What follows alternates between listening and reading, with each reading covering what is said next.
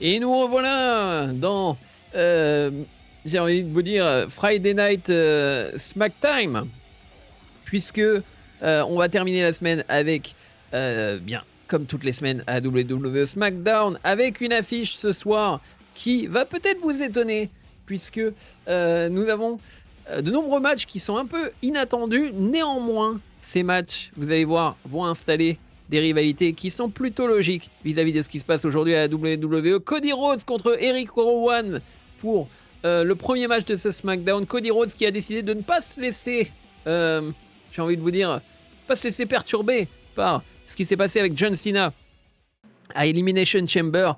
Il a envie de continuer à proposer des très bons matchs et bien pour le public de SmackDown. On a aussi Charlotte Flair qui sera au micro.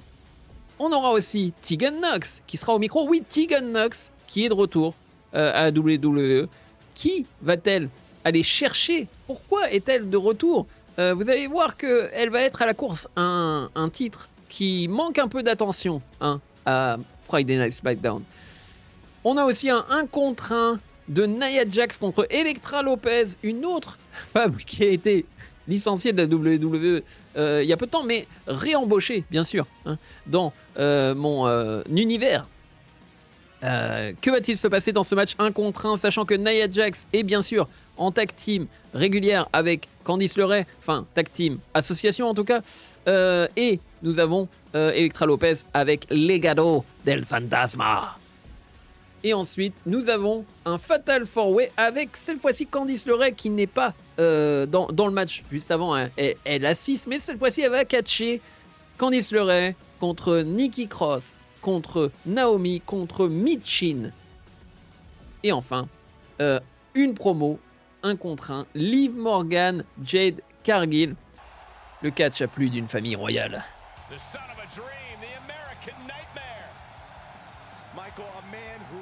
Vous le savez, si vous avez vu ma casquette, je suis un Cody Crybaby. Je suis un fan de Cody Rhodes. Dans son costume de Homelander.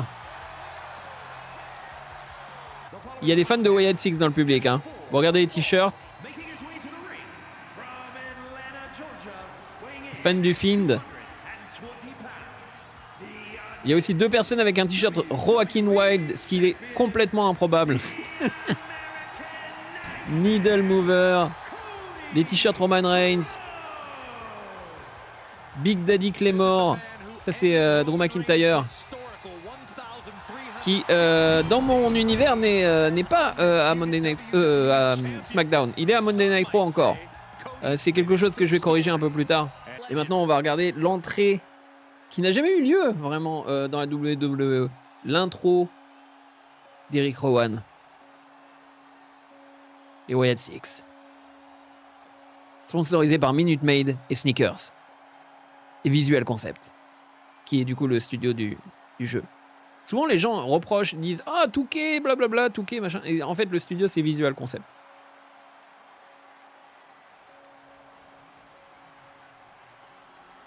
Je vais mettre l'intro en entier parce que j'ai pas encore vu l'intro des Wyatt dans le jeu.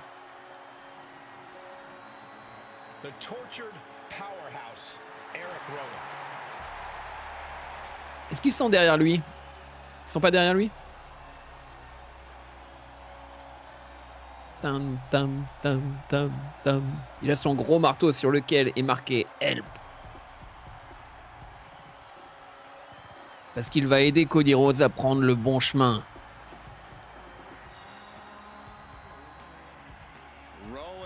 Ah, cette musique d'intro est tellement bonne. Eric Rowan qui est là pour représenter la mémoire de Bray Wyatt. Die for me, brother. Allez, on va passer au match. Le public, clairement du côté de Cody. Oh mon Dieu, Eric Rowan explosif. Explosif dès le début du match. He's more than just a legacy talent. Yeah, Cody took hold of his own career and does things on his terms now. He takes a stand for what he believes in, for what he wants to accomplish, and will take on anyone. Cody qui se fait malmener en ce début de match.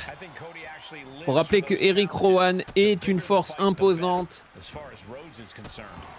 2m10, probablement une centaine de kilos.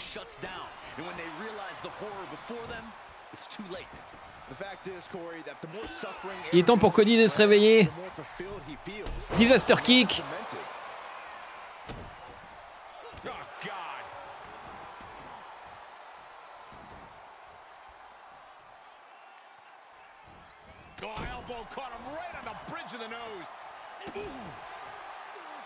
Un coup de coude, puis... Oh! Monkey Flip, c'est une prise que fait rarement Cody Rhodes. Hammer Strike. Tentative de tomber déjà de la part de Cody. Déjà un tombé de 2. C'est incroyable. Eric Rowan qui est déjà dans le rouge alors que Cody est toujours dans le vert. Ça montre des statistiques incroyables de la part de Cody. Malgré tout ce qu'il a pris au début. Oh mon Dieu, moonsault!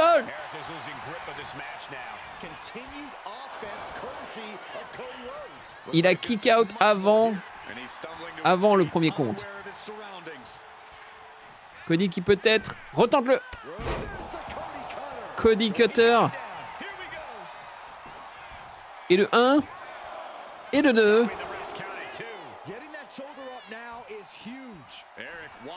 Le finisher est chargé. Le Crossroads. Crossroads. Et le 1. Et le 2. Et le 3. Déjà. C'était un match 5 minutes, douche comprise pour Cody Rhodes. Mais on a Randy Orton qui est juste derrière lui, son ami Randy Orton. Peut-être plus son ami maintenant.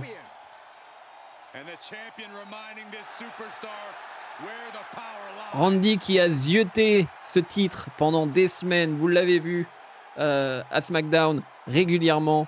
Dans toute cette histoire entre Randy Orton, Kevin Owens et Cody Rhodes. Randy Orton était toujours du côté de Cody Rhodes. Néanmoins Randy, bien entendu, veut plus de titres, plus de règne pour rajouter à sa carrière, peut-être dépasser la carrière d'un certain John Cena. Charlotte Flair, en rivalité avec Tiffany. Qu'est-ce qu'elle va dire? Comment je dois aborder mon prochain match pour rester sous le feu de projecteur? Je vais gagner mon prochain match. Ah, je peux choisir, autant pour moi, je peux choisir. Je vais relever le défi et l'emporter. Je ne comprends pas la différence entre les deux. Je vais relever le défi et l'emporter. Quel défi vais-je choisir pour remporter mon prochain match? Je vais mettre un terme à cette rivalité avec une victoire. Non, je vais gagner après avoir réussi un super finisher. Gagner en me faisant à peine toucher. Obliger mon adversaire à abandonner. Je vais obliger mon adversaire à abandonner. Donc Charlotte, clairement, veut mettre la honte à Tiffany lors de son prochain match. Elle veut que ça se finisse en sang. Elle veut que Tiffany abandonne le match. Tegan Nox, elle aussi au micro. Que va-t-elle nous dire? Elle est tellement bien modélisée, c'est triste hein, d'avoir aussi bien modélisé quelqu'un qui n'est plus à WWE. Je vais gagner mon prochain match, je vais relever le défi. Non, gagner mon prochain match. J'avoue que les promos sont un peu décevantes hein, pour l'instant. Il n'y a vraiment pas d'option dans ce que vous pouvez dire dans les promos. Peut-être qu'on tombe sur le même type de promo à chaque fois. Accompagné par Candice LeRae, bien sûr. The Jack's Way, c'est le nom de leur tag team. Pour les vrais suiveurs de la WWE, vous saurez pourquoi ça s'appelle The Jack's Way. Legado. Est-ce qu'on aura une entrée avec tout le monde? Oui, il y a une entrée avec tout le monde. Et ça, c'est cool. Elektra Lopez, accompagnée par son équipe Legado del Fantasma.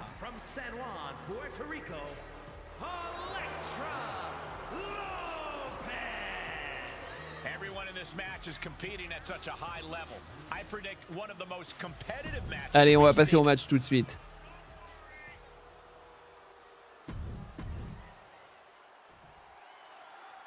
C'est parti, Nia Jax, Elektra Lopez. Elektra qui a tout approuvé dans ce match. Néanmoins, elle a aussi peut-être l'aide de Santos, de Berto, de Angel Garza.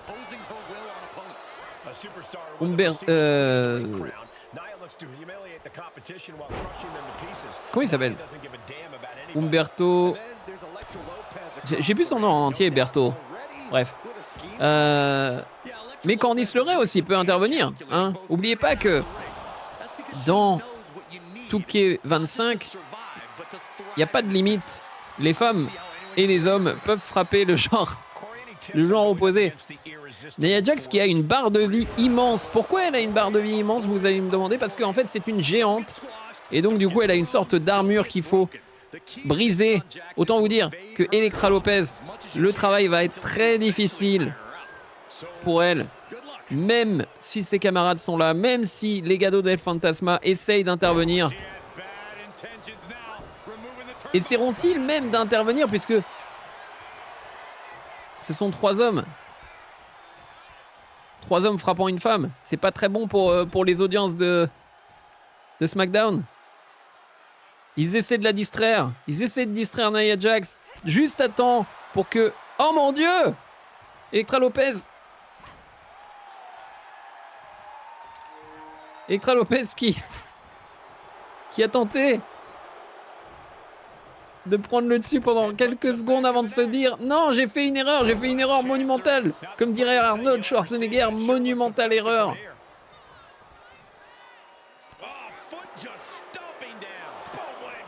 On peut même regarder les tatouages de Corey Graves, c'est incroyable. Ah par contre, leur bouche ne bouge pas. Oh mon Dieu, on est dans les sièges.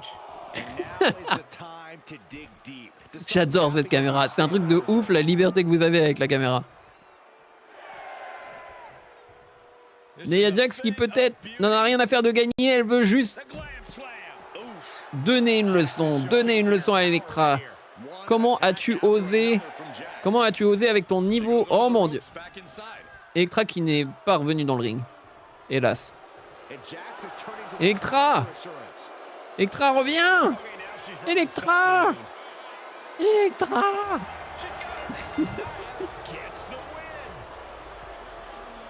Nia Jax avec une victoire par disqualification, elle n'en a rien à faire. Et Nia Jax et Candice LeRae qui célèbrent toutes les deux. Candice LeRae qui n'a même pas eu à intervenir, hein, pour tout vous dire. C'était insipide d'après le public. J'ai trouvé que c'était logique. C'est pas insipide, c'était juste logique. Passons maintenant à un Fatal 4-Way entre Naomi, Candice LeRae, Nikki Cross. Une nouvelle fois, c'est une soirée pour les Wyatt Six. Est-ce que Nikki Cross peut un peu sauver la soirée pour les Wyatt Six? Parce que Eric Rowan s'est fait proprement réduire en poussière par Cody Rhodes. Allons voir ça.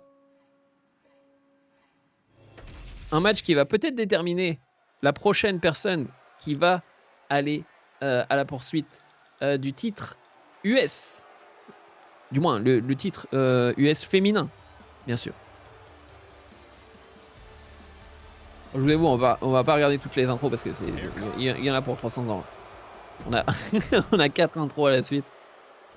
Il faudra un bouton skipper toutes les intros. Ça, c'est un truc qu'ils ont jamais fait. Skipper toutes les cutscenes. Si on avait un bouton genre juste total skip. C'est parti. Oh mon Dieu, Nikki Cross qui s'attaque tout de suite à Michin et Candice LeRae contre Naomi. C'est l'heure de Candice contre Nikki Cross, Candice contre Naomi. Michin, oh mon Dieu! Michin qui a fait je ne sais pas, c'était une sorte de moonsault à partir de la deuxième corde, 5 mètres en l'air, c'était incroyable. N'oubliez pas, la règle est simple, c'est la première personne qui fait taper ou qui fait le tomber sur quelqu'un d'autre. Le compte de 3, c'est la victoire. Il ne faut pas l'oublier quand il y a autant d'adversaires que le tombé doit arriver. Le tombé doit arriver à un moment ou à un autre. Faut pas forcément être occupé à attaquer 3 personnes en même temps comme le fait Candice LeRae en ce moment. Michin qui met la correction à Candice. Pour l'instant, le match dominé par Candice et Michin. Tandis que Nikki Cross fait souffrir Naomi. À l'extérieur, Candice LeRae et Michin Oh, Michin dans les marches d'escalier. On va aller voir l'action de plus près, c'est parti. Natural Selection de la part de Candice LeRae sur Michin. Peut-être que Candice LeRae est fan de Charlotte Flair.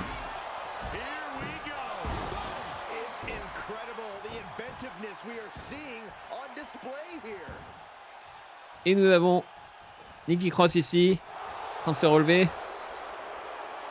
Michin, peut-être combiné avec Nikki Cross. Oh mon Dieu, l'association inattendue. Mais non, ça ne dure que quelques secondes. Nikki Cross, avec le DDT, avec le Moonsault. Et là, Candice LeRae, le Frog Splash. Candice LeRae qui profite du travail de Nikki Cross sur Michin. Qui va faire le tomber en premier sur Michin? Personne. Un échange brutal entre Candice et Nikki. Candice LeRae qui soumet Nikki Cross. Le tombé de Candice sur Nikki. Oh mon Dieu, les baffes de l'arbitre sur Candice LeRae quand il faut le tomber. C'est illégal. C'est illégal. La soumission de Nikki Cross. Crossface sur Nikki Cross. C'est incroyable. Non, c'était pas un crossface. Mais c'était un headlock. Oh mon Dieu, le frog splash de Naomi, le frog splash de Candice qui ne passe pas. Naomi faisait le tomber. Michin casse le tomber. Running Bulldog de Michin sur Naomi. Et Moonsault sur Nikki Cross qui prend tous les dégâts depuis tout à l'heure. C'est la victime de tout le monde. C'est un peu le punching ball. Tandis que Candice LeRae est en train de se venger sur tout ce qu'a fait Naomi au début de ce match. Elle lui dit: reste là où t'es, Naomi, reste là, reste au bord du ring. Et si t'en veux plus, viens ici, comme get some, comme disait John Cena. Naomi qui se rebelle, paf! Oh mon Dieu, le kick dans la face. Candice n'aurait peut-être pas dû taunter Naomi depuis tout à l'heure.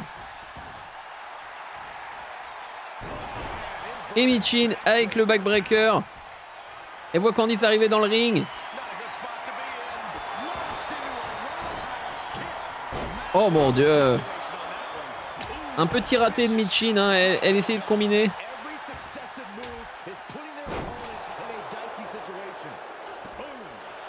Nikki Cross qui essaye de retrouver conscience. Depuis tout à l'heure, elle est au bout du rouleau, Nikki Cross. Hein. C'est celle qui a pris tous les coups. Du moins, grosse partie des coups dans ce match. Michin qui balance Naomi à l'extérieur. Élimine Nikki Cross. Maintenant, c'est Michin contre Candice. C'est un petit peu le thème de ce match depuis le début. Michin ou Candice. Laquelle des deux va réussir à s'en sortir? Michin avec un tombé. 2-2. Nikki Cross qui casse le tombé. L'arbitre qui s'en mêle.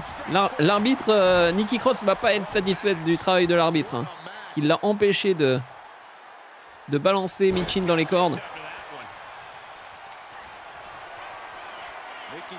Le Sister Abigail peut-être. Ah non. Russian leg sweep. Cassé par Naomi. Le tombé. Un coup de coude qui a neutralisé Naomi, mais Michin a capitalisé. C'est le retour du duel. Candice LeRae contre Michin. Je fais n'importe quoi avec la caméra. Au bout d'un moment, je me perds avec la caméra. Oh Michin, mais qu'est-ce que c'est que ce moonsault 2 mètres à côté?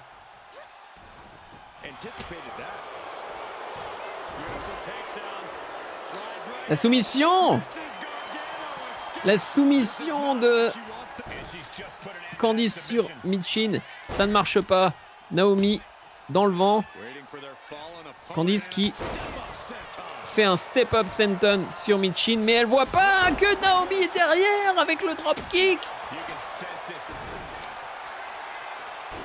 Naomi qui enfin tente quelque chose dans ce match.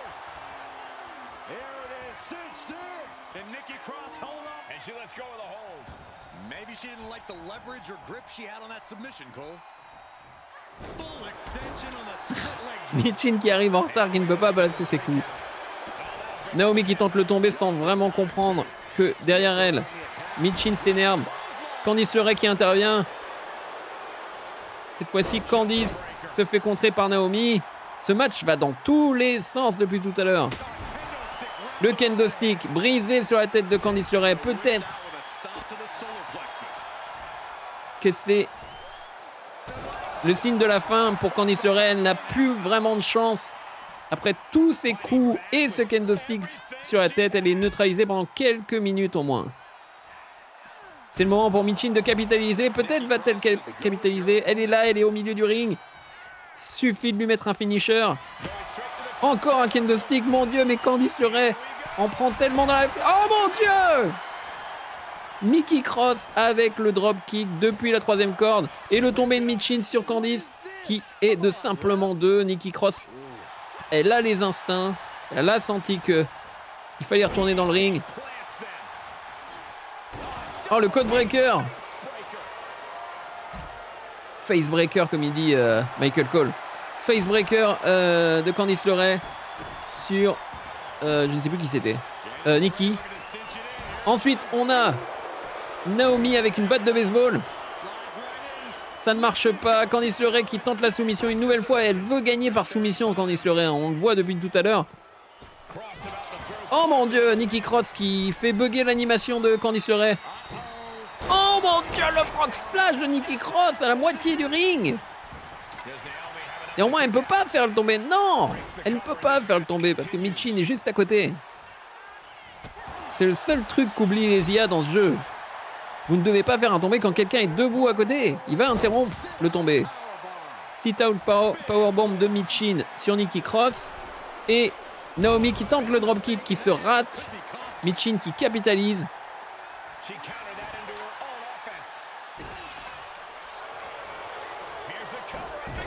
Oh mon Dieu! Candice qui triche! Interrompu par Naomi. Oh mon Dieu! Le bras gauche de Nikki Cross n'existe plus. RIP le bras gauche.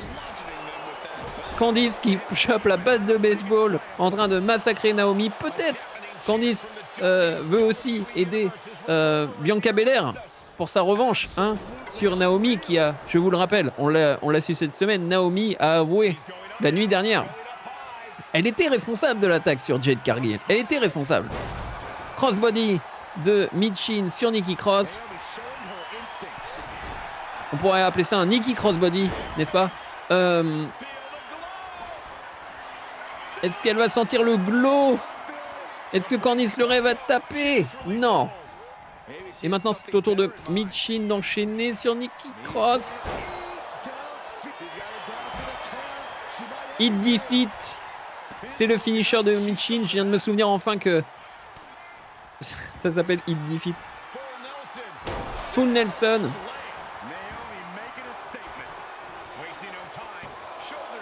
À la 1, à la 2.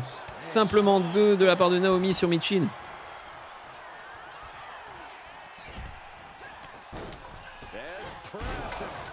Loop-face press de Nikki Cross sur Naomi. Candice et Nikki.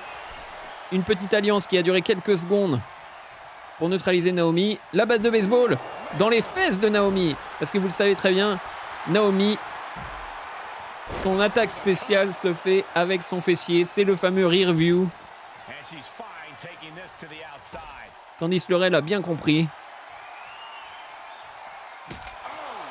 Oh mon Dieu, il y a un meurtre. Un meurtre à l'extérieur du ring. Nikki Cross avec le kendo stick sur Naomi. Oh, le dropkick dans la nuque de Candice LeRae. Elle est sonnée. Le jeu nous le dit. Elle est sonnée, Candice LeRae. Il faut faire le tomber, Michin. Qu'est-ce qu'elle fait? Qu'est-ce qu'elle fait? Elle attend. Elle attend trop longtemps. La soumission. Ah non, c'est pas une soumission. À la 1, à la 2. Michin gagne ce match. C'était extrêmement fun. Il faut que je pense au Fatal 4-Way parce que... Et les marques sur le visage de Michin montrent que c'était une bataille difficile. Mon Dieu. Un match légendaire d'après le public. Légendaire. Et on arrive, je crois, au main event. Liv Morgan, Jade Cargill. Confrontation au micro. Un challenge pour le champion. Liv Morgan se...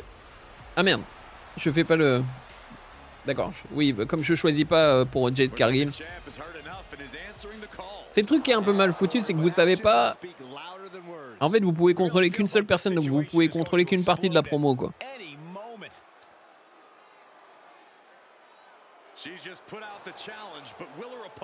Liv Morgan qui propose un challenge à Jade Cargill qui lui dit « Tes titres tag team ».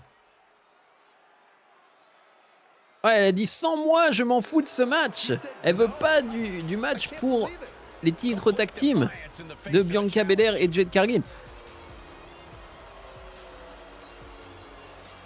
Est-ce que Jade Cargill finalement se dit on va continuer comme ça, comme à la belle époque des titres tag team féminins, c'est-à-dire les défendre une seule fois dans les pay-per-view, une fois tous les 3 mois. On verra un peu plus tard, mais cette rivalité est en cours, c'est marqué. C'est marqué en bas à droite, la rivalité est en cours. Donc,